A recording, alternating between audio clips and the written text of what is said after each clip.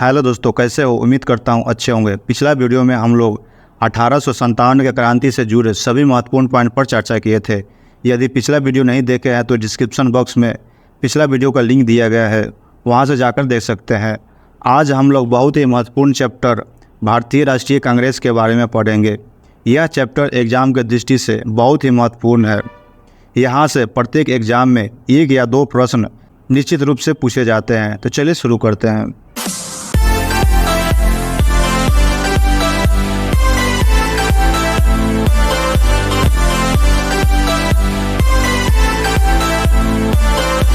तो आज हम लोग भारतीय राष्ट्रीय कांग्रेस के बारे में पढ़ेंगे। तो भारतीय राष्ट्रीय कांग्रेस की स्थापना 28 दिसंबर 1885 ईस्वी में हुआ था। तो यह डेट को याद रखिएगा कि भारतीय राष्ट्रीय कांग्रेस की स्थापना 28 दिसंबर 1885 ईस्वी में हुआ। और भारतीय राष्ट्रीय कांग्रेस के संस्थापक A.O. ह्यूम हुए। तो इसको भी ध्यान दीजिएगा कि भारतीय राष्ट्रीय कांग्रेस के संस्थापक A.O. ह्यूम हुए। और भारतीय राष्ट्रीय कांग्रेस का नामकरण दादा भाई नौरोजी ने किया था। और भारतीय राष्ट्रीय कांग्रेस का पूर्व नाम भारतीय राष्ट्रीय संघ था। और भारतीय राष्ट्रीय कांग्रेस की स्थापना समय जो वाइसराय थे वो थे लॉर्ड डाफरिन। तो इसको भी ध्यान दीजिएगा, यह बहुत ही महत्वपूर्ण पॉइंट है।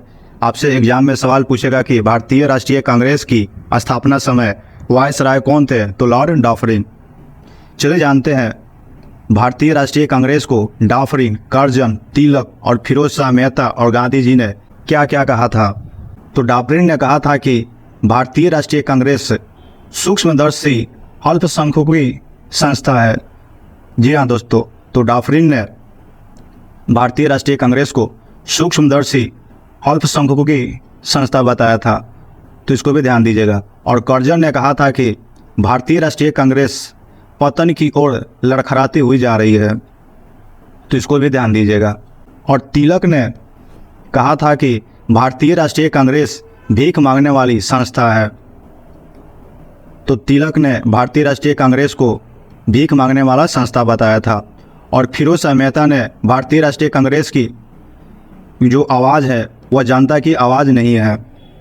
फिरोज शाह मेहता ने कहा था कि जो भारतीय राष्ट्रीय कांग्रेस की आवाज़ है वह जनता की आवाज़ नहीं है। और गांधी जी ने कांग्रेस को समाप्त करने का सुझाव दिया था। तो भारतीय राष्ट्रीय कांग्रेस का समाप्त करने का सुझाव किसने दिया था, तो गांधी जी ने। और बाल गंगाधर तिलक कभी भी भारतीय राष्ट्रीय कांग्रेस के अध्यक्ष नहीं हुआ। तो इसको भी ध्यान दीजिएगा कि भारतीय राष्ट्रीय कांग्रेस के अध्यक्ष तिलक कभी भी नहीं हुए, परंतु अंतिम बार 1919 के अधिवेशन में अमृतसर में भाग लिए थे। तो तिलक कभी भी भारतीय राष्ट्रीय कांग्रेस के अध्यक्ष नहीं हुए, परंतु 1919 का अधिवेशन अमृतसर में हुआ था, उसमें भाग लिए थे। तो चलिए जानते हैं भारतीय राष्ट्रीय कांग्रेस के कुछ महत्वपूर्ण अधिवेशन के बारे में जो एग्जाम की दृष्टि से बहुत ही महत्वपूर्ण है। जो पहला अधिवेशन हुआ वह हुआ 1885 ईस्वी में और मुंबई में हुआ था। और जो पहला अध्यक्ष थे वह थे बोमेश चंद्र बनर्जी। और इस अधिवेशन में टोटल 72 प्रतिनिधित्व भाग लिया था। तो इसको भी ध्यान दीजिएगा, ये जो पहला अधिवेशन है बहुत ही महत्वपूर्ण है। आपसे एग्जाम में सवाल पूछेगा कि पहला अधिवेशन कब हुआ, तो 1885 ईस्वी में। कहाँ हुआ, तो मुंबई में। और जो पहला अध्यक्ष थे वह थे बोमेश चंद्र बनर्जी। और कितने प्रतिनिधित्व भाग लिए थे, तो 72। तो इसको ध्यान दीजिएगा। जो अगला अधिवेशन हुआ वह हुआ 1886 ईस्वी में, कलकत्ता में हुआ था, जिनका अध्यक्ष दादा भाई नौरोजी थे। दादा भाई नौरोजी प्रथम पारसी अध्यक्ष थे। तो इसको भी ध्यान दीजिएगा। आपसे एग्जाम में सवाल पूछेगा कि भारतीय राष्ट्रीय कांग्रेस के प्रथम पारसी सदस्य कौन थे, तो दादा भाई नौरोजी। जो अगला अधिवेशन हुआ 1887 ईस्वी में मद्रास में हुआ, जिनका अध्यक्ष बदरुद्दीन तैयबजी थे।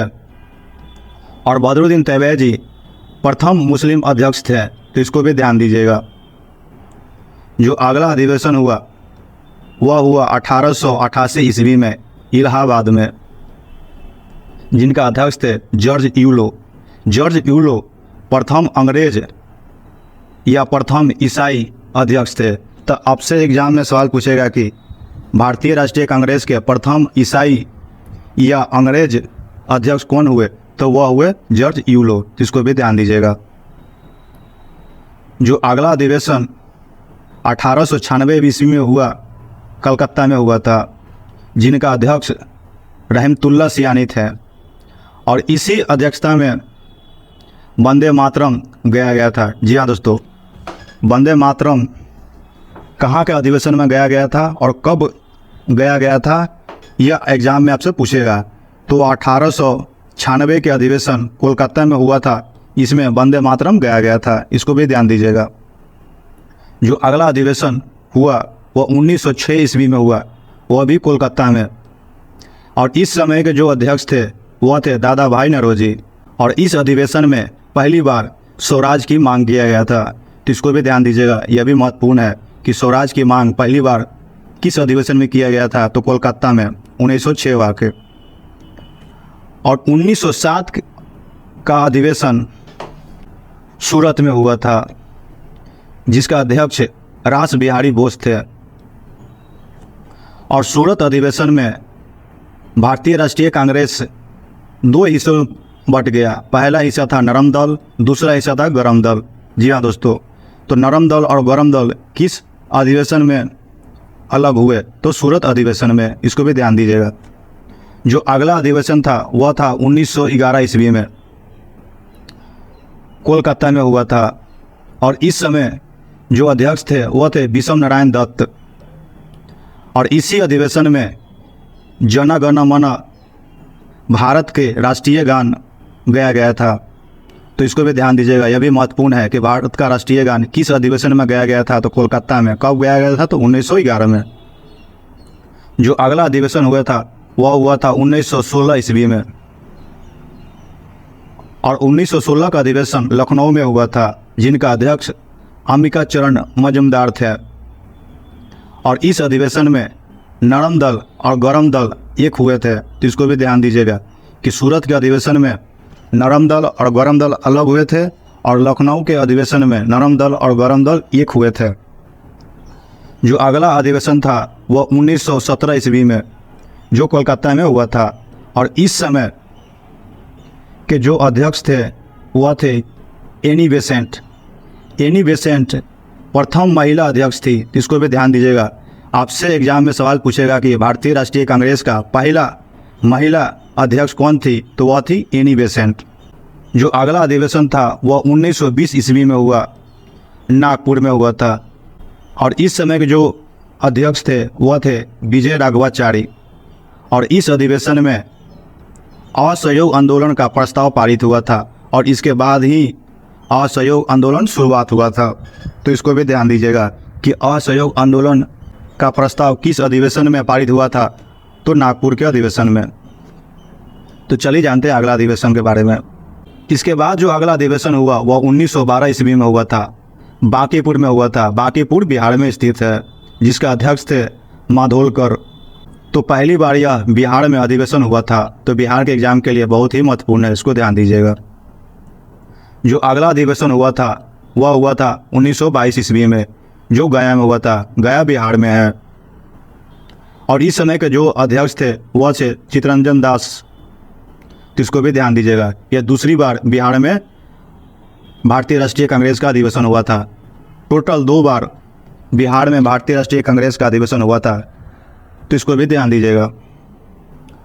जो अगला महत्वपूर्ण अधिवेशन था वह 1924 में हुआ था, बेलगांव में हुआ था। बेलगांव कहाँ है, तो कर्नाटक में है।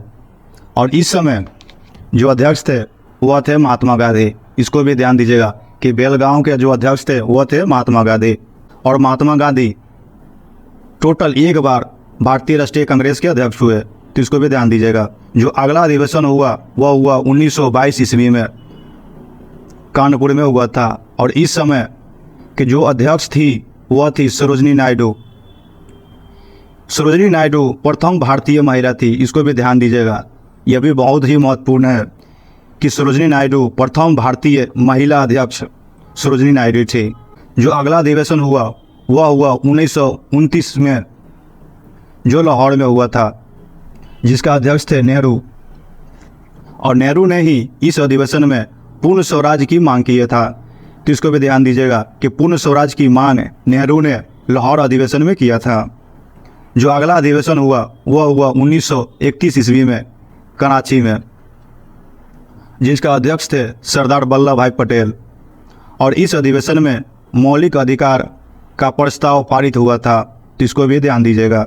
जो अगला अधिवेशन था वह हुआ 1933 ईस्वी में कोलकाता में, जिसका अध्यक्ष थी नन्नी सेन। जी हाँ दोस्तों, तो नन्नी सेन भारतीय राष्ट्रीय कांग्रेस की अंतिम महिला अध्यक्ष थी, तो इसको भी ध्यान दीजिएगा। जो अगला अधिवेशन हुआ वह हुआ 1937 ईस्वी में, जो फौजपुर में हुआ था। फौजपुर वेस्ट बंगाल में स्थित है, जिसकी अध्यक्षता जवाहरलाल नेहरू ने किया था। यह प्रथम अध्यक्ष था गांव में हुआ था। जी हाँ दोस्तों, भारतीय राष्ट्रीय कांग्रेस की अध्यक्षता गांव में पहली बार फौजपुर में हुआ था।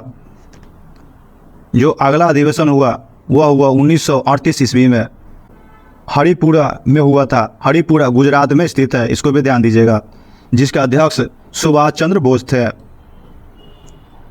जो अगला अध्यक्षता हुआ वह हुआ 1939 ईस्वी में त्रिपुरी में। त्रिपुरी कहाँ है? तो एमपी में है, जिसका अध्यक्ष राजेंद्र प्रसाद थे। जो अगला अधिवेशन हुआ वह हुआ 1940 से लेकर 1945 तक चलते रहा कंटिन्यू, जो रामगढ़ और हजारीबाग में हुआ। और इस समय जो अध्यक्ष थे वह थे मौलाना अब्दुल कलाम आज़ाद। तो इसको भी ध्यान दीजिएगा कि मौलाना अब्दुल कलाम आज़ाद सबसे अधिक बार अध्यक्ष हुए। भारतीय राष्ट्रीय कांग्रेस का सबसे अधिक बार जो अध्यक्ष हुए वह हुए मौलाना अब्दुल कलाम आज़ाद। तो इसको भी ध्यान दीजिएगा। जो अगला अधिवेशन हुआ वह हुआ 1946 ईस्वी में। कहाँ हुआ? तो मेरठ में। और इस समय जो भारतीय राष्ट्रीय कांग्रेस के अध्यक्ष थे वह थे JB कृपलानी। और JB कृपलानी स्वतंत्रता के समय तक अध्यक्ष रहे, तो इसको भी ध्यान दीजिएगा। तो उम्मीद करता हूं कि भारतीय राष्ट्रीय कांग्रेस से जुड़े सभी महत्वपूर्ण पॉइंट आपको क्लियर हो गया होगा। यह एग्जाम की दृष्टि से बहुत ही महत्वपूर्ण चैप्टर है, इसको ध्यान से नोट कर याद कर लीजिएगा। यहाँ से आपको 1 या 2 प्रश्न निश्चित रूप से एग्जाम में पूछे जाएंगे। तो चलिए आज का अभ्यास सेशन की ओर। आज का अभ्यास सेशन का पहला सवाल है कि भारतीय राष्ट्रीय कांग्रेस के संस्थापक कौन थे।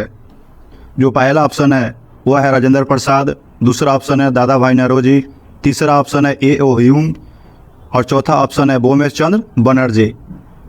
जो अगला सवाल है भारतीय राष्ट्रीय कांग्रेस के प्रथम अध्यक्ष कौन थे, तो पहला ऑप्शन है A.O. ह्यूम, दूसरा ऑप्शन है दादा भाई नौरोजी, तीसरा ऑप्शन है भूमेश चंद्र बनर्जी और चौथा ऑप्शन है इनमें से कोई नहीं। तो उम्मीद करता हूँ ये दोनों सवाल का जवाब आप कमेंट बॉक्स में जरूर दीजिएगा। वीडियो अच्छा लगा है तो वीडियो को लाइक कीजिए, दोस्तों के साथ शेयर कीजिए। चैनल पर पहली बार आए हैं तो चैनल को सब्सक्राइब कीजिए, ताकि आने वाला वीडियो आपको टाइम से मिलते रहे। मिलते हैं अगले वीडियो में, तब तक के लिए धन्यवाद।